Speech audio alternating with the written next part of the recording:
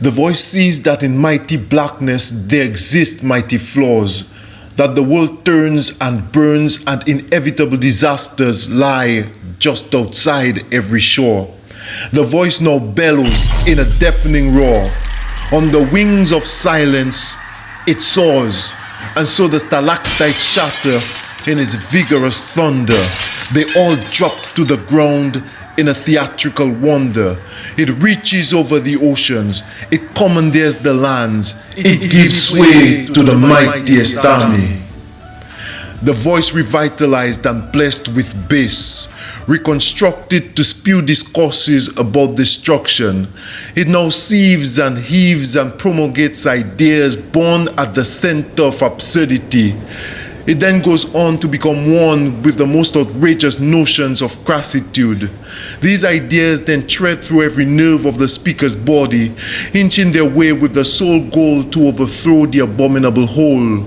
But on their journey, they find a humongous hole with no soul. Just a cold, empty place where darkness resides.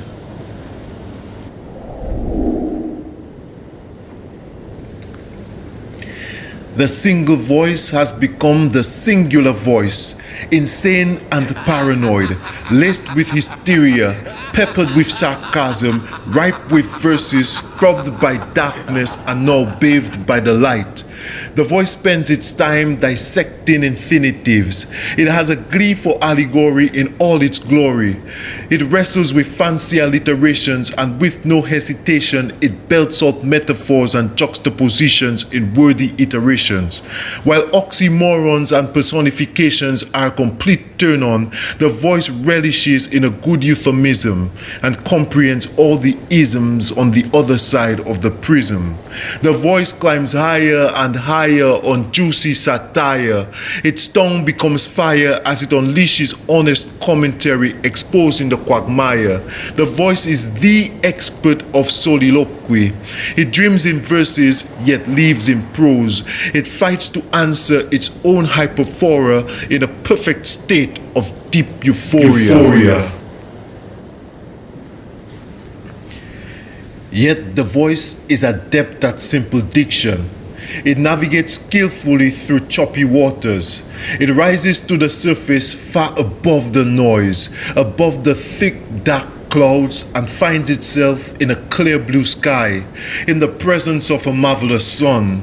It spends the next decade storing the galaxies, visiting other worlds and underworlds. Now, between worlds, it observes our Milky Way, our precious stars and yellow sun, the subtle glow in a heavenly show.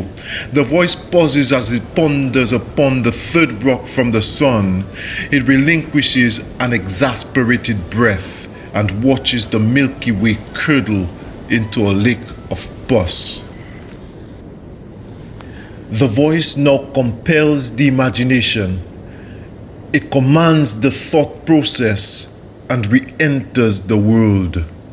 There, it is fluent in the language of change, the change from man to beast, from rhymes to this.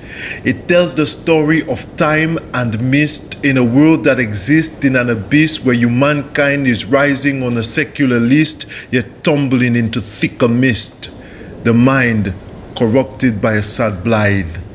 In the age of carnage, the voice rages. It goes on and tells the story of the beautiful blackness, of the handsome and majestic blackness, the horror and the melancholy cavorting together on a polluted beach in the ultraviolet rays of a merciless sun. And with much insanity, tragedy unfurls.